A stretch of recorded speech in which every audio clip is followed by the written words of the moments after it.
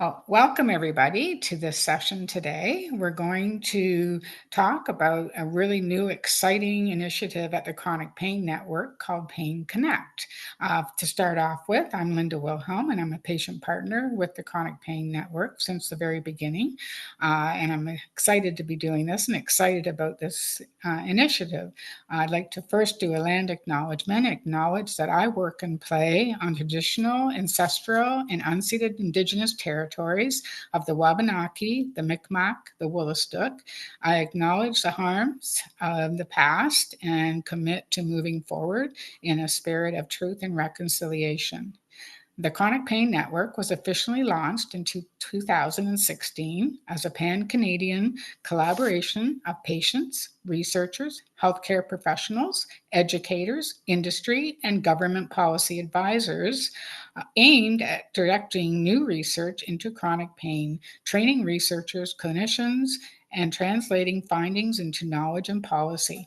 In 2022, the Chronic Pain Network received additional funding to focus on the knowledge, mobilization, implementation science of that research that was done on chronic pain. And as I said, this session's about Pain Connect. It's a new initiative at the Chronic Pain Network, and it is an online tool that's going to assist our researchers and people with lived experience into finding research projects that they're interested in participating on. So I have three amazing people here that are going to talk about experiences with Pain Connect and their hope for this tool going forward. First will be Dr. Jason Busse, who's a researcher from McMaster, has done extensive work in the area of guideline development and updating. I'll let Jason share any additional details about himself. And then second, we'll have Therese Lane, who's an active and engaged patient partner with the CPN. Therese brings her lived experience of chronic pain to help inform research and to improve the lives of all patients. And then last but not least, we have Delane Linkiewich, who's also an active, engaged patient partner with the Chronic Pain Network, but also a research trainee in the area of pediatric chronic pain. So she's using her own experience to help people living with chronic pain. So first of all, we're going to start with Dr. Busse, and he's going to talk a little bit about the project that brought him to Pain Connect, and then I'll probably interject with a couple of questions along the way. So take it away, Jim. Great. Thanks so much for the opportunity to be with you all here today. Yes, one of the projects that my team is now starting on is looking at a clinical practice guideline to identify treatments for fibromyalgia. And we always take a patient-centered perspective for making our guidelines. And looking at the evidence is not enough. We have to look at the evidence to understand the harms and benefits of the different interventions, but we also need to incorporate patient values and preferences into making any recommendations because we don't know how much value that a patient may place on a certain amount of benefit or how much value they may place on a certain amount of harm or burden. And so we always have to engage with patient partners as part of that process. So I was able to reach out through Pain Connect, put up a very quick advertisement, and I think within 24 hours, I very quickly had at least 4 individuals who contacted me indicating that they'd want to participate. And again, I did make it clear that we value the time of our patient partners. We do provide financial reimbursement for the time they spend working with us, but also that it is an involved project for the period of about a year with differing levels of intensity depending on what stage we're at. But it was a very successful, initiative from my perspective, identifying 4 great partners very quickly from different parts of Canada, different types of experiences that they brought to the table for us, and look forward to launching our project now, with our entire team. And Jason, what challenges have you had in the past finding patient partners to partner with on your research? And I hear from other researchers as well. Sometimes they just don't know where to go. Yeah, I would say that it's very easy for me because I work in an academic setting to find plenty of clinicians and researchers. They are very available, but it's not always that straightforward to find interested patient partners. It's not really appropriate for me to hang out around the hospital or clinics and approach people. So I really have to rely on connections and contacts. Sometimes we can go to patient advocacy groups, but they may already be fielding an enormous number of requests. And sometimes people, as part of those groups, are already involved in so many projects. It's nice to get greater diversity. It's nice to, find individuals that maybe might not otherwise be involved in research projects, but provide them with that opportunity. So, having a resource that sort of identifies very quickly a large group of people with lived and living experience who might be interested. As I said, it was a very, very quick way to very quickly get a positive response. I mean, I'm not kidding when I said it was within about 24 hours, I had, a minimum 4 requests that came back to participate. And then I was able to set up a very quick Zoom meeting and just describe the project a bit more and what the timelines were going to be, what the responsibilities and roles would be. And so we very quickly managed to, share information and then sort of, get them to agree to participate. So it worked out very well. So that just kind of goes to my next question. And going forward, it's going to save you some time, obviously, because you won't have to do all this recruiting and trying to find all these patient partners, and then get a far more diverse section, probably, where you can reach more patient partners, and so you'll be able to have a little more broader, diverse representation. Yeah, and the other thing I would note is, whenever we're doing our guidelines, we're always very concerned about managing conflicts of interest. And when we, think about typical conflicts that might arise, financial comes to mind, people that have investments in different types of therapies. But another very important source of potential conflict are intellectual conflicts of interest. Are people very sort of committed to a certain perspective? So we do assess for that, and we do the same for our patient partners. And again, so having a larger pool gives us more opportunity to ensure that we're, bringing in people who, yes, they're enthusiastic. Yes, they have the kind of experience that's going to help inform our efforts in an invaluable way. But we can also do our scanning to ensure that we're being vigilant to the possibility of these strong beliefs that might make it difficult for people to be objective about the evidence. So again, the large pool of potential candidates helps with that as well too. Yeah, and then the confidence that the research is, ethically done, and absence of conflict is really important, right? So, Absolutely. great. Wow. And then going forward, I know we hear lots about what's going on at CIHR, the Canadian Institute for Health Research, and from my perspective as a person living with rheumatoid arthritis, I'm really hoping that this shift to patient-oriented research really takes off and continues and grows and builds, because for me, I've seen such benefits from it. But from the researcher perspective, I'm interested to see, it's been probably 15 years since this has been, started, and it's moving along. What are your impressions? Where do you think it might be headed? I think that's the way it has to go. I would say that unfortunately, when I look at guidelines coming out in the area of chronic pain, even now, it is not uncommon for me to see an absence of engagement with patient partners or patient partners that were engaged in kind of a tokenistic effort, right? They were sort of listed, but their involvement doesn't appear to be particularly substantive. So I guess that's maybe the one caution I would offer to patient partners out there. If you're going to take your time and you're going to get invested in something, make sure that your time is being respected, that your contribution is being optimized for the process. Make sure you're not just a footnote on the paper, but you don't feel that you really had the opportunity to contribute. One thing that we try to do at the end of our project is just circle back to our patient partners and ask them, how do you think it went? How do you feel the process was for you? What worked well? What didn't work as well? How could we improve? So I think that it's critical that it's done, but there's no guarantee that it is going to be done. And if it is, there's no guarantee it's going to be done properly. So again, I would encourage patient partners to make sure that the researchers have some accountability during the process as well, and be vocal advocates for the contribution that you have to make. Yeah, absolutely. All right, I'm going to move to Therese, who's our patient partner with the Chronic Pain Network, who responded to Jason's request on Pain Connect, and just maybe talk a little bit about the process, Therese, and then I'll do what I did with Jason and tease out a few more of your thoughts about some of the other stuff that is connected.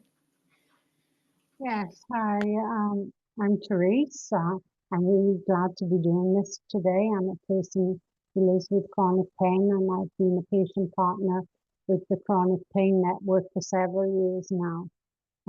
Living with pain every day is exhausting, but being involved in research has given me a sense of purpose and a way to contribute to making things better for others like me. I became involved in patient engagement in research through somebody I knew. So actually, for quite a while, I didn't even know what a patient partner was, or where I fitted in, or what I was doing, or what I was supposed to do. So when I heard the idea of Pain Connect coming up, I was really thankful, as all the information you will need to get involved is available for you, and the difficulties I went through are one less thing to worry about. Pain Connect, as Jason has mentioned, is a platform that links people with lived experience to researchers, clinicians, and policy makers looking for partners, and vice versa. Actually, the first time I had ever seen an opportunity like this laid out so clearly, and the site was easy to navigate, which is a bonus for me. So the application asked a few questions, not just about my experience with pain, but also about why I was interested and what I could bring to the team. And Jason mentioned I applied for his guideline project on fibromyalgia because it's very close to me. I have fibromyalgia, and I've had it for a while. So I had it when it wasn't even an illness; it was all in my head, apparently. So this is great that he's doing this. After I applied, I met with Jason and his team really quickly. I guess this was meant to be. It came at the right time, I think. But met really quickly with the members of his team and a few other potential patient partners. And it was incredibly welcoming. It was a great opportunity for me to discuss things like timelines, compensation, authorship, and other important issues that need to be addressed. And it wasn't time to be a wallflower. I've always said that patient partnership is not about being a wallflower. You can't, you have to go for it. As a patient partner, I came out of my shell. I was very shy when I first came into this, and it's really helped with my confidence. So. And you're not shy now. No. Therese is one of the ones that usually calls it as it is on our meetings, and it's always good to hear. Her input's always appreciated. So, and so you talked a little bit about the challenges, right? In the beginning, you got onto this team, you really didn't know how to do this or what it was involved or anything else. So it sounds like the resources on Pain Connect will also help with that. And how do you think going forward? You talked a little bit about it as well, that you see this, you really see a big role for Pain Connect and matching researchers with people with lived experience. So going forward, again, like Jason, is it going to save time and energy and resources? Yeah. And And like I said earlier, the biggest thing is that it's easy to navigate. It Yeah. really is. You just click on buttons and it gets you to the spot. And that's one thing I like, because some days you have brain fog and that's about all you can handle is pressing a button. So, And sometimes people have trouble with technology, right? If it's not absolutely. simple and intuitive, you can struggle with it. So that's great. And then, so Mm. what about you? I'm going to ask you the same question. What are your hopes for patient-oriented research going forward? Well, I've seen a big change in it since I started. There are more, there's more diversity. There are younger people coming in with fresh ideas. Um, Trainees are wanting to have patient partners on their teams, and we've done some work with trainees on how to talk to the PIs about having patient partners, and I can only see positive things going forward. I mean, patient engagement does enhance research. It's shown that all along, and I think that a lot of researchers aren't sure of that yet, but I think that we're getting there, and um, I'd like to see all of them use it. Yeah, and I'm from New Brunswick, and up until probably 5 years ago, it was really hard to get involved in research in my province. So we didn't have a med school. We were affiliated with Dalhousie, but it was really hard. And so I ended up getting involved in Ontario and BC and everywhere else. So now I'm actually involved in the Maritimes on research that's close to home, which is really exciting too. And Pain Connect being a national platform is going to help people right across the country. Thank you, Oh yeah, Therese. we should be able to reach places we haven't before. So Exactly. Now I'm going to move on to one of our younger people that got involved, and we're really excited. Delane's been involved for a number of years, but we're really excited to have her today. As I said, she's a patient partner active with the Patient Engagement Committee at the Chronic Pain Network, but also a trainee who's taken her own personal experience to help other patients. And so I can't imagine she's going to be doing great at it. And I'm going to hand it over to Delane to talk about what her hopes are for something like Pain Connect as a trainee. Thanks, Linda, for the lovely introduction. Before I kind of talk about Pain Connect, I just wanted to say that I'm joining from Guelph, Ontario, which I just wanted to acknowledge as the stolen unceded land and traditional territory of the Anishinaabe, the Ottawandaron, and the Haudenosaunee people, and the treaty lands and territories of the Mississauga of the Credits. And I'm really grateful I get to work and grow and connect on these lands. So I am, like Therese said, I've been involved in the Chronic Pain Network as a patient partner, as I've lived with chronic pain for a number of years, almost 20 years, so more than half my life. And I'm also a PhD candidate at the University of Guelph in the Clinical Child and Adolescent Psychology program.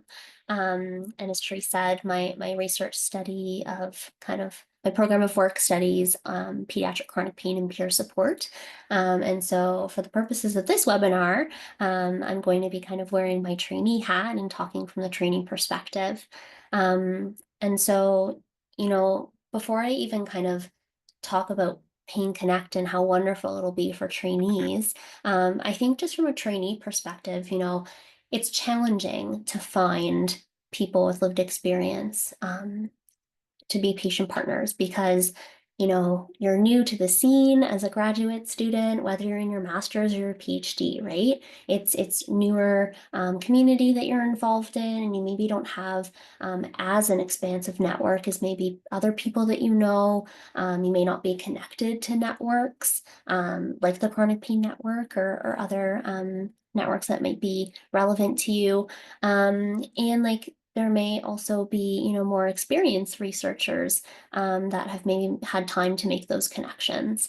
And then the other factor that, I've heard, and definitely in the research we've heard from other trainees doing patient-oriented research, is that sometimes your supervisor doesn't know much about patient-oriented research as well, or even patient engagement. And so it's challenging to know where to start in general, but especially to know where to find patient partners with you that can work with you on your projects. And so I think Pain Connect is so wonderful in so many ways. And especially for trainees, it can get, help them get an earlier start to engaging people with lived experience in their research, because we know how important it is to start working with people with lived experience from the very beginning of a project. And so Pain Connect can really help you do that right off the bat. And it's kind of a one-stop shop to find patient partners for your projects. And I think the other thing that I really like about Pain Connect is there's lots of resources to access on the website. So, maybe for trainees who are newer to patient-oriented research or patient engagement, there's some really great resources, and the list just continues to grow, like for tips on compensating people with lived or living experience, how to have conversations with people with lived experience. And of course, these resources aren't just for trainees, they're for researchers and people with lived experience alike. But I think it's really awesome, for maybe trainees who are newer to doing patient-oriented research. And then when I was thinking about it, the other thing that I think is really helpful about Pain Connect is not only is it a place where you can put a call out for a patient partner for your project, but it helps, and I think Jason spoke about this a little bit, like it helps you to hear different voices and diverse perspectives, as it's really accessible, right? It's an accessible way to kind of hear from people across Canada. And so you can get different perspectives and voices, especially, in some projects that maybe focus more on diversity in EDI. And